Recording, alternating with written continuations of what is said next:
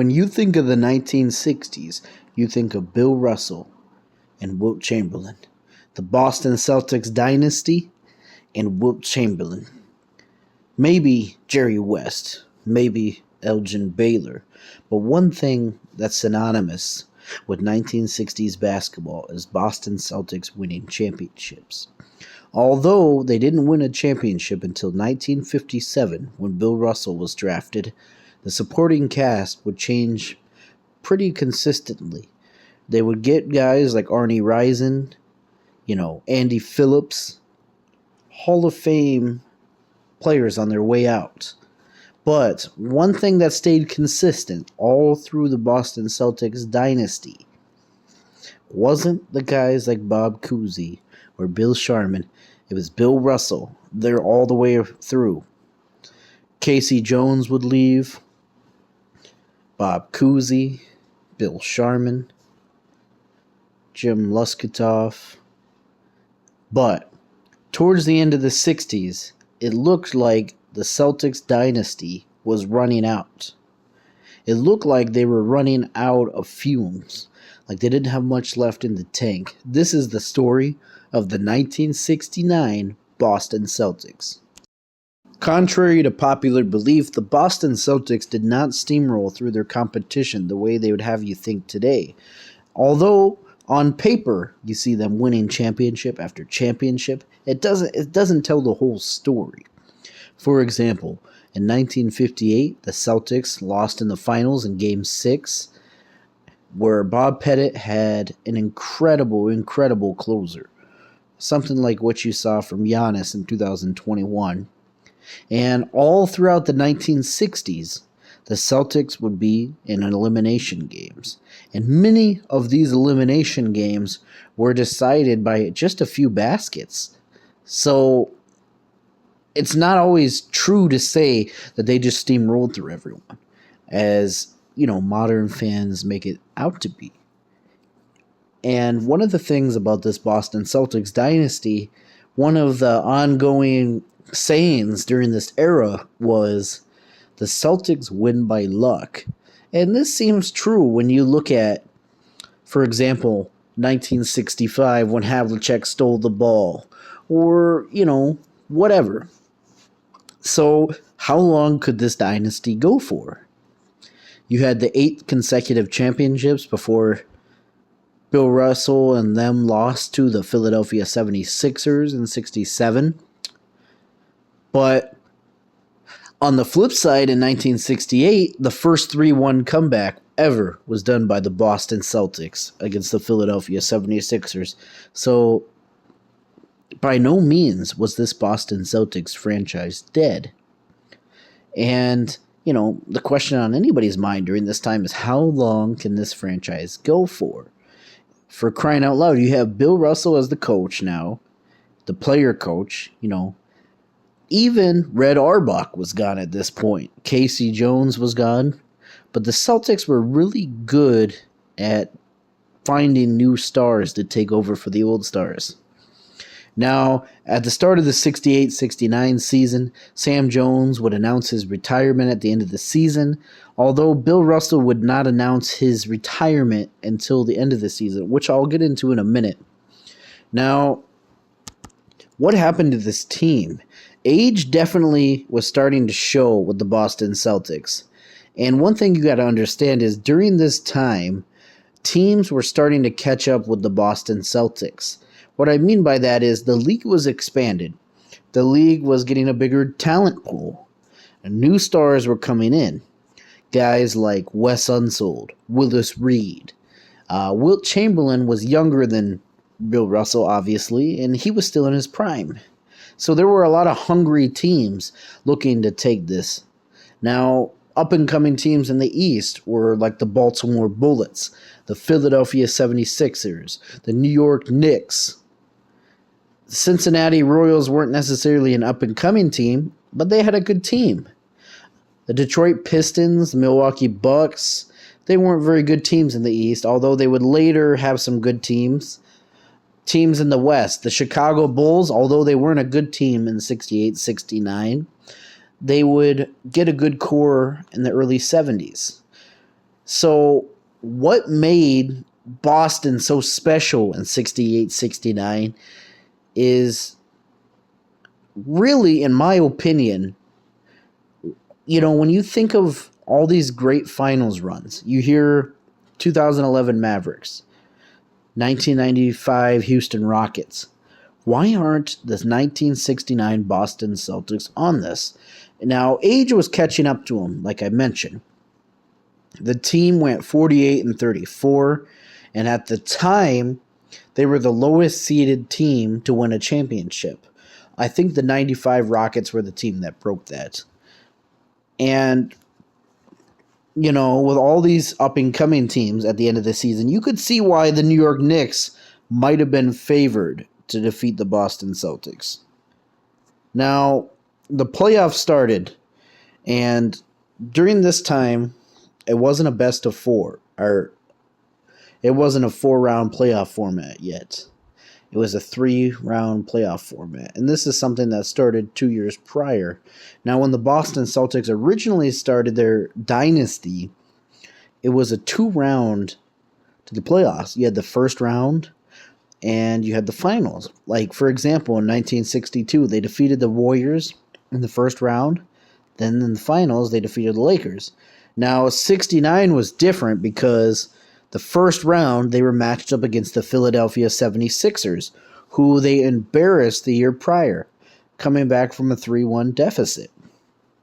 Now, this Philadelphia 76ers, despite losing Wilt Chamberlain, who was no doubt the best player in the league at this time, they went 55-27. And this team had the number 6 best defense, the number 4th best offensive rating. They had Billy Cunningham, Hal Greer, Luke Jackson, Chet Walker, Wally Jones. This team, to give you an idea of how good they were offensively, they averaged 118 points per game. And now Boston swept, they gave them a gentleman's sweep. They defeated them in 5. And on paper, it looks like, hey, Boston steamrolled through them. But that's, numbers don't tell the whole story. For example, Game 3, the Boston Celtics defeated them 125-118. But it was a very physical game. Obviously, I wasn't alive back then, but everything I've read about this game, there was a lot of hard fouls on Boston. Now, Game 4, the Boston Celtics defeated them 119-116.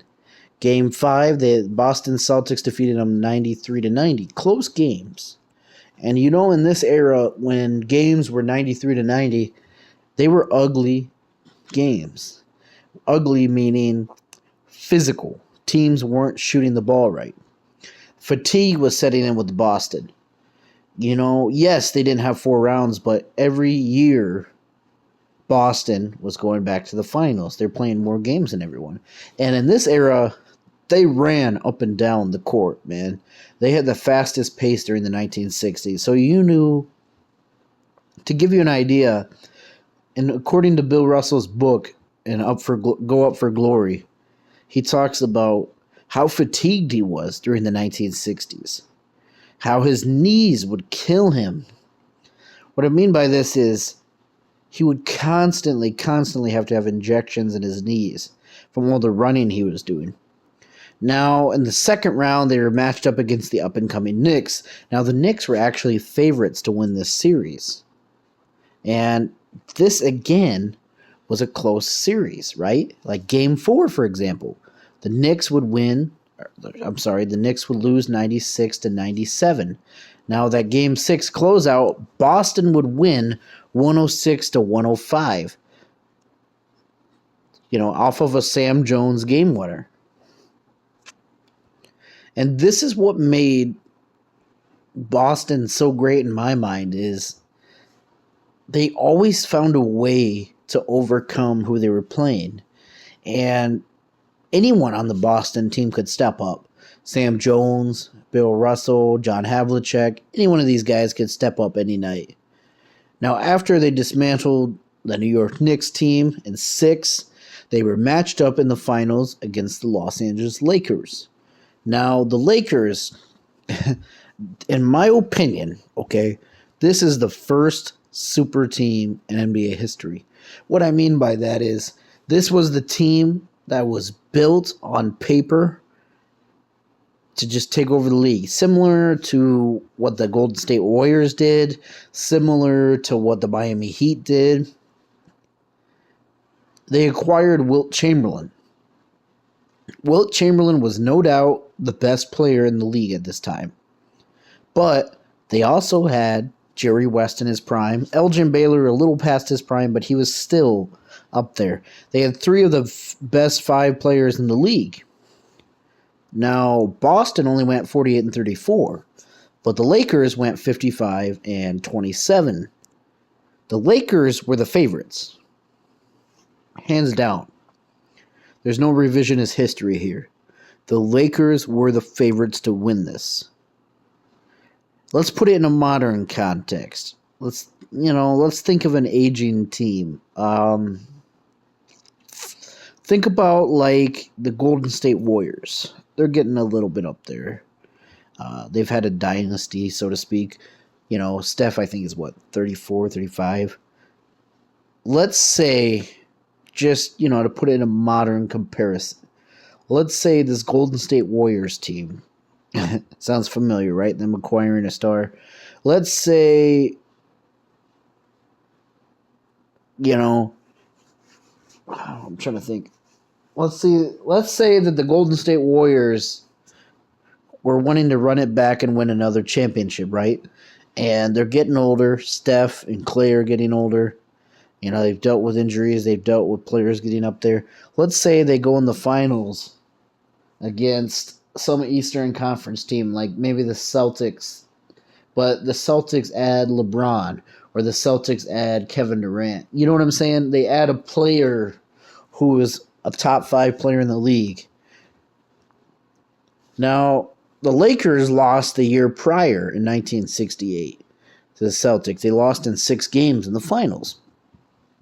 Now, believe it or not, the Lakers team did not actually want Wilt Chamberlain, because prior to the trade, they took a vote. And the thing about this Lakers team was they felt that they could do it without Wilt Chamberlain. As weird as that sounds, but according to Elgin Baylor, in his autobiography, people on this Lakers team did not get along with Wilt. Wilt was a pretty difficult person to get along with. And of course, I think chemistry might be somewhat of a factor why Los Angeles would ultimately lose to Boston. And Boston had a tight core. Russell was a leader. Okay? He would do whatever it took to win, and he respected his players. For example, prior to Game 1, he told his teammates, Bill Russell, he was also the coach, he said, "I don't care if we win or lose. I wouldn't trade any of you for any other player in the world." They had a good chemistry. Now, the Lakers, going into this, they had a coach named Butch Van Bredikoff. Now, Butch Van Bredikoff, this was his second year with the Lakers. He coached them in 68, and he did not get along with Wilt, to put it lightly. That's a topic for another day. Wilt thought Butch was stupid, and Butch couldn't understand why Wilt didn't listen to him. Wilt would not listen to his plays that he would call. It's a story for another day. This is the story of the Celtics, but I'm just giving you the idea of the dysfunction going on with the Los Angeles Lakers. Now, prior to this Game 1, the Lakers were the clear-cut favorites. Now, going into it, the Lakers would ultimately win 120 to 118, taking a 1-0 lead. Now, like I said, Bill Russell was the player coach, and his strategy was not to double-team Jerry West. West was initially complaining about his exhaustion, and he used this freedom to score 53 points on opposing guards Sam Jones and Larry Siegfried. And his action-packed match that had 21 league changes Yes, they went back and forth pretty much the whole game. Now, it came down to the wire. The Lakers would win 120 to 118, but it was Wilt Chamberlain who would seal the game with a clutch 23-second. With 23 seconds left, he would get a clutch basket, which would ultimately be the winner for it. Now, going into Game 2, the Lakers would win 118 to 112. Now, again, Russell declined to double team West. And this was a very, tough physical game. Now, West continued his scoring. He got 41 points. But also, Johnny Egan scored 26 points. And Elgin Baylor scored 31 points. And among them, the last 12, the other Lakers had 12 points, and the Lakers won. Now, the Celtics forward Don Nelson and Lakers forward Bill Hewitt required a half dozen stitches after the game because of a collision. And, a lot of times you hear about the 80s being physical. There was some physicality in the 60s. I know the way they called the games, they were a lot more strict about, showmanship. Like, you couldn't just dunk on people, but they got physical. There were fights back then. Now, going into Game 3, the Celtics were down 0-2, but the Celtics would pull it out 111 to 105. Now, at the end of this game, the Lakers would have a 2-1 lead, but in Game 3, Russell finally decided to double-team West with a highlighted pressures. West lost his shooting touch. Also, the exhaustion he had complaining about prior to the series became so apparent that he asked to be taken out for longer stretches. In both pauses, the Lakers fell back by double digits. The heroics belonged to the Celtics forward, John Havlicek, playing with a swollen eye after being poked by Keith Erickson in the eye. Now, Havlicek would score 34 points. Going into Game 4, the Celtics would win 89 to 88. Game 4 was just ugly, right? Filled with turnovers. And a lot of that, to be honest, is the way the games were called back then. They were a lot stricter about how you dribbled, stuff like that. But a lot of it was the defense, too, forcing the bad turnovers, And it was a pretty low shooting percentage night. But the Lakers had a 1-point lead with 7 seconds left, and they had the ball. However, after receiving an impound pass along the sideline, Baylor was controversially ruled to have stepped out of bounds, causing a turnover. For the last play, the Celtics players Havlicek, Siegfried, Bailey Howell, and Jones executed a so-called Ohio, with 3 former Ohio State Buckeye players setting a triple pick for the later. Now, Jones jumped off the wrong foot, but the ball avoided the block attempt for the Lakers center, Chamberlain, hit the front rim, bounced back off the rim, and somehow dropped in for the series equaling buzzer beater. So instead of the Lakers going home with a 3-1 series lead, it was all even at 2 games apiece. Yes, that's how close these games were. And, a lot of times people say 98 was the best finals ever. This is up there with how close a lot of these games were in this series, The ball somehow went in. The Celtics had a lot of luck. Now, Game 5, the Lakers win 117-104. Lakers lead the series 3-2. Enraged by the unlucky Game 4 loss, the Lakers overran the Celtics with a high-powered basketball. Wilt Chamberlain played through a swollen eye after the Celtics guard M. Bryant had poked him. With just 3 minutes remaining, the Lakers, safely ahead of Bryant, stole the ball from West. Instead of letting Bryant run, he lunged for the ball, pulled his hamstring, and he was carried out of the game. It was immediately evident that West's swollen leg would not heal until the end of the series. Now, going into Game 6, the Celtics won 99-90, tying it up 3 games apiece. And this was another ugly game. The Celtics were up 55-39 at halftime, and they never looked back. The Celtics at one point went 6 of 27 from the field, but the Lakers could not make an from the slump. They couldn't come back from this. They didn't capitalize on this slump. And this game was also one of Chamberlain's lesser games in the series, with Russell giving him the clamps. Chamberlain only scored 8 points, and this again would give Chamberlain criticism. The press during the time attacked Chamberlain for this. They said, "Why are you being so passive? You should go down there and dominate."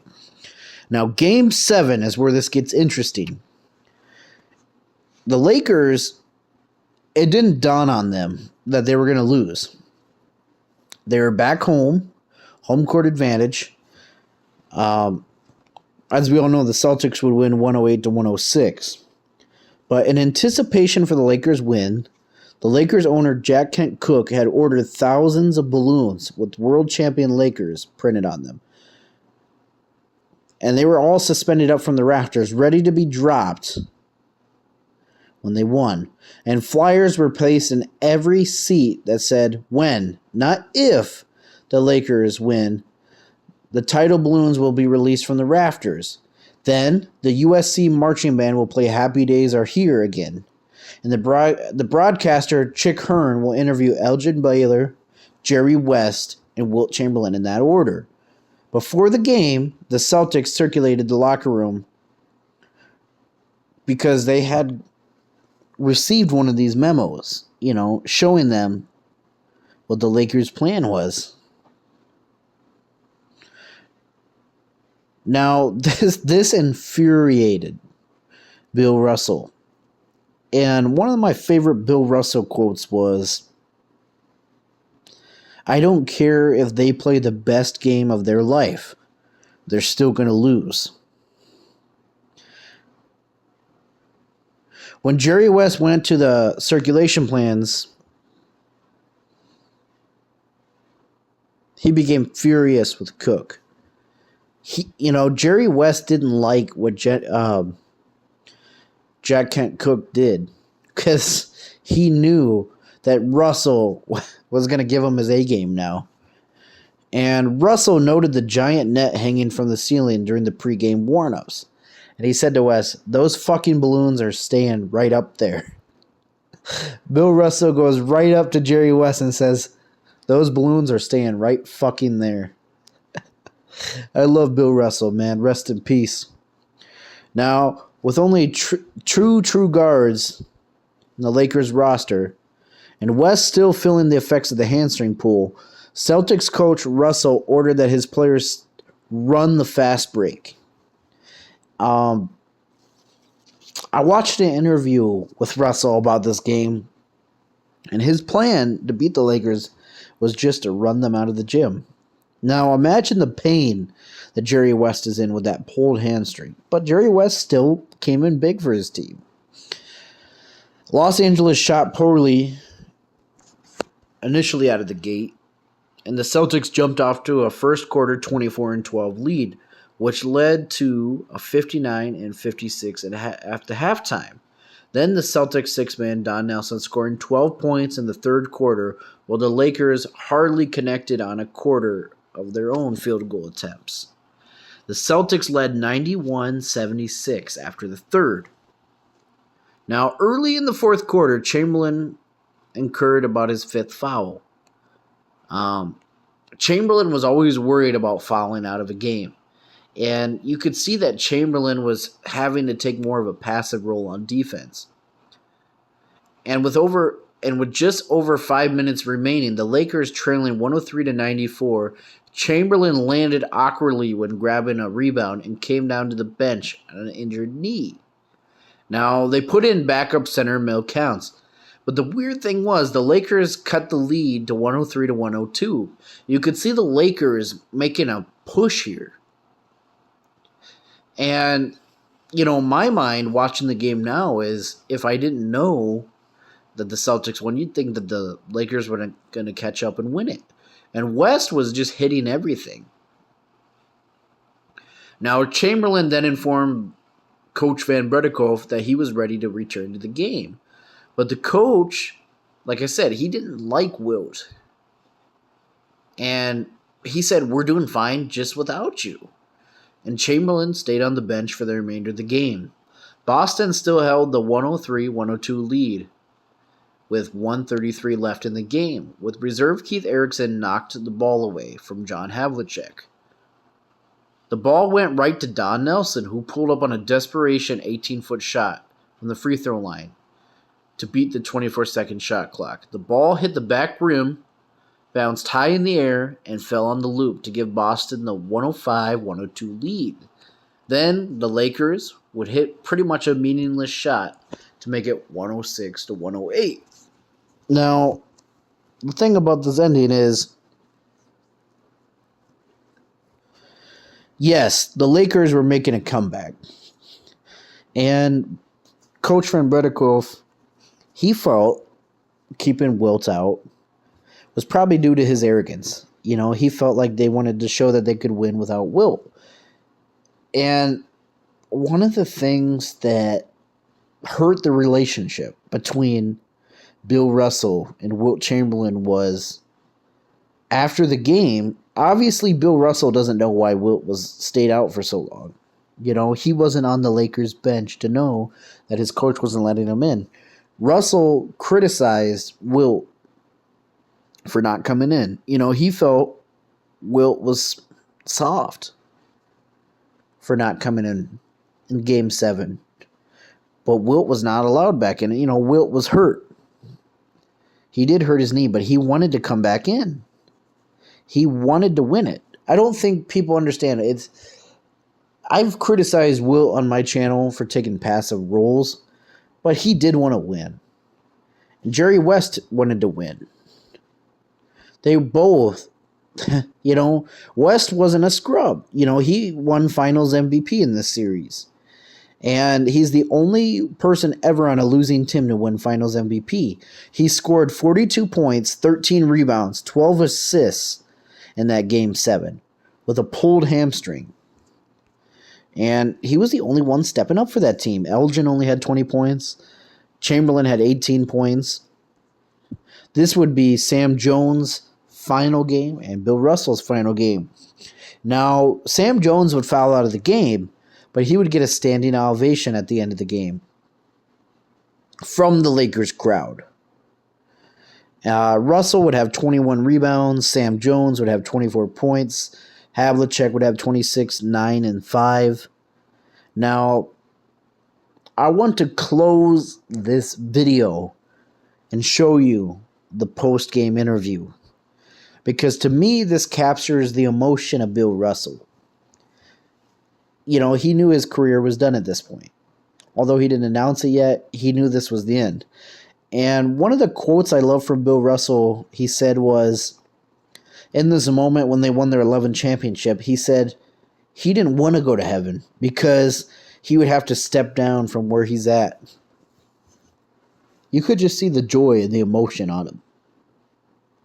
And, Boston, it would take a few years for them to get back to that championship form. They would win their next championship in 74. But to me, what made this Boston team great was a lot of their key pieces were gone, right? This was their old team. Russell, his final year at the age of 34. Then, not only him, but Sam Jones, his final year. Sam Jones was 35. Havlicek obviously was in his prime. And what I think was great too about the Celtics is, you have a guy like Casey Jones retire, but then Larry Siegfried takes a scoring role. Now, here are the scoring leaders. I'll let you take a look at it.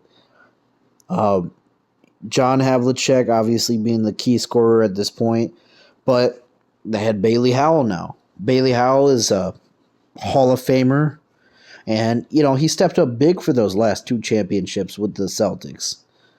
Larry Siegfried took a more scoring role now. Don Nelson took a more scoring role, like a six-man role. It wasn't as good as Havlicek at the six-man role, but Havlicek was a starter now. They had guys like M. Bryant, Jim Barnes, Don Chaney, Rich Johnson, Bud Olson, Mal Graham. A lot of times people attribute the Celtics to being Hall of Famers. They're like, well, Russell won because he had so many Hall of Famers. But to me, the argument is more he made them great. And I'll let you go ahead and look at these awards here. They're all defensive selections. This was the first year that the NBA had all defensive teams in 68-69. Obviously, these players would have had more selections if they had the award prior. But this team, they weren't as quick as they used to be, obviously, but they finished first in defensive rating. Obviously, they had Russell, Tom Sanders, John Havlicek. Casey was gone, but I feel like where Casey stepped away with his defensive role as point guard, Siegfried stepped up on the offensive end. So I'm going to close this video now. I appreciate you guys for watching because this is one of my favorite teams of all time. One of my favorite stories. The arrogance of the Lakers, right? They announced they won the game before they even won that game 7. And that showed Bill Russell he had to take that personal. You see the Last Dance documentaries when Michael Jordan took things personal, right? You see how Michael Jordan would step up in those big finals moments. This, to me, is a Bill Russell moment. He said he didn't care how good the Lakers played. They're never going to win this. Even if they all have the best game of their life, they're not going to win. And it's almost like something written out of a movie. So I'm going to close the video with this. Do you think this team is up there with the 95 Rockets or the 11 Mavs as the greatest finals run? And I'm going to close it with the finals interview. Let me know what your thoughts are down below. And I appreciate you all for watching. Thanks.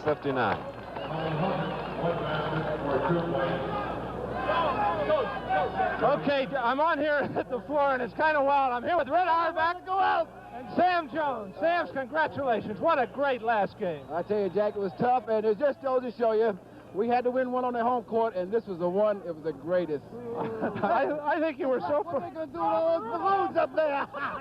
They'll eat them. Sam, what a way to go out. What did you say at halftime to get everybody? I made the remark that late in the ball game, you appeared to be more fresher than the Lakers. Well, Jack, I wanted to play. I knew it was my last game, and I don't have to save up for next year or anything. And I tell you, this ball club is great. A lot of pride, and I just want to thank the fans back home in Boston, Jack. They've been wonderful. They've stayed with you. What about putting you into the ball game, Sam, with 8 minutes to go in the ball game with 5 fouls? What did Russ have in mind when he put you in with that much time left? He put me in the shoot, Jack, because we wasn't getting that ball to the hoop, and I knew I had to be cautious because Jerry West is one of the toughest ball players I played against, but I just had to go out and play my game. I fouled out, but I felt good. Actually, Sam, I think that this is probably your greatest win, right? It certainly is, Jack, and this is the way to go out, baby. I want to say that Jerry West was absolutely fantastic. That was one of the greatest exhibitions I ever saw in my life. I can only speak for Red because I had to play him all through the series, and Jack, I tell you, I had to say a little prayer every time he got the ball. Sam, I know Bill Russell is right behind there. He wants you in the locker room, so we're going to let you go. Thank you so much. We're going to try and get in the locker room. Thanks, Jack. Red, thank you. Now let's go back upstairs to Chris.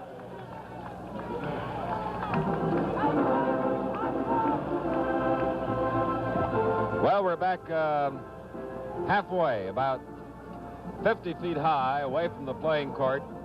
And those few fans who here in the hometown of the Lakers, where Boston fans are trying to get near the Celtics, but now I believe all the Celtics are in the locker room, and Coach Bill Russell had indicated that he wanted to close the doors so just the players and the front office people, Red Auerbach, could have a moment of relaxation and sort of savor, sort of soak in their 11th World Championship in 13 years. And they have never lost in a 7th game in a final playoff series. And for Bill Russell, who's been with them the longest, this was his 165th playoff game in a 13-year career. And he has been in 9 series where it went 7 games, never losing. Here are the final statistics in this final championship game. Jerry West, the most valuable player in the playoff series, 42 points. Elgin Baylor, 20. Will Chamberlain, 18. Egan with 9, Counts 8. Erickson, 6. And Hawkins, 2. While the Celtics, as they have been throughout the 7 games, led by Havlicek, Jones, Bryant, Don Nelson coming through again with 16, Howell 9, Siegfried 7, and Russell 6. As for rebounds, Will Chamberlain with 22, Bill Russell with 19. And near the end of the game, you'll recall Will Chamberlain injured a right knee, was taken out, and was replaced by Mel Counts, who again had a fine game for the Lakers, but it was not enough.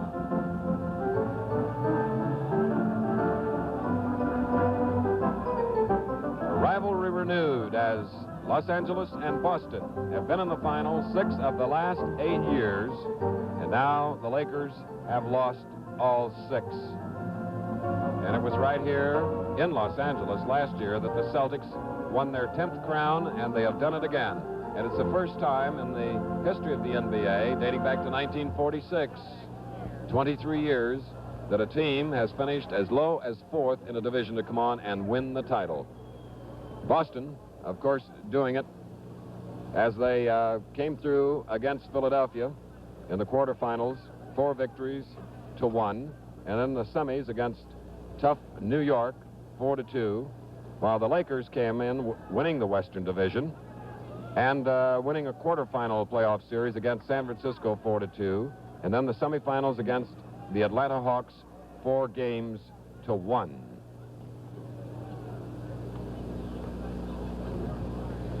Well, there you see Jack Waldron, the executives of the company that own the Celtics. Here is Jack. Chris, I'm here with Bill Russell. Bill, this must have been a great win for you.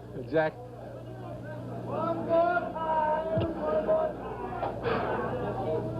I know it's hard to say what's in your mind right now, Bill, and it must have been a great win. Well, this is such a great bunch of guys, you know, and it's just been so fabulous the way they played for me. And it sounds all corny, you know, start talking like that, but I told these guys before the game, I don't care what happens. I wouldn't trade you guys for any guys in the world. That was fairly obvious, but the leadership has to come from you, Bill, and to bring a team from 4th place during the regular season to the world's title, the 11th title in 13 years, you've got the respect of everybody in the country. Well, Jack, it's my guys. It's just my guys. These guys play ball for me, and like, they're such a great bunch of guys. I just can't say enough about the guys. Let me get John Havlicek. John, get John over here. John, what a great game. What do you have to say, John? Well, I'm telling you, every time we come into this series, it seems as though it gets tougher and tougher each year. And one of these days, I'm going to be able to retire and sit back and watch someone else work so hard and enjoy it, because what we go through is such an emotional experience that it's getting to me every year. Okay, John, Bill, everybody, congratulations. It's a great year, and it's a great season. Now let's go back upstairs to Chris. So there's definitely happiness in Boston tonight as the final score, the Celtics 108, Los Angeles 106.